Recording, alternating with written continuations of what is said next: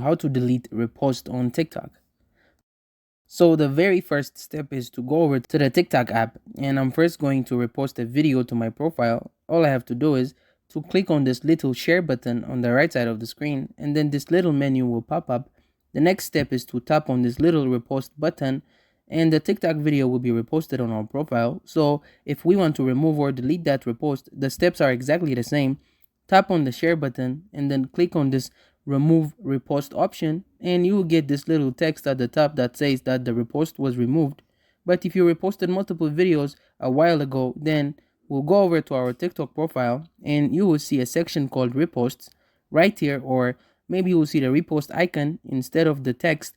So just click on it and that will open a section of all the videos that we have reposted on TikTok. So just open a video which you want to repost, tap on the share icon at the right side, and then remove repost button, and that's it. Thank you guys for watching this video. If this video was helpful, don't forget to like and subscribe to my YouTube channel.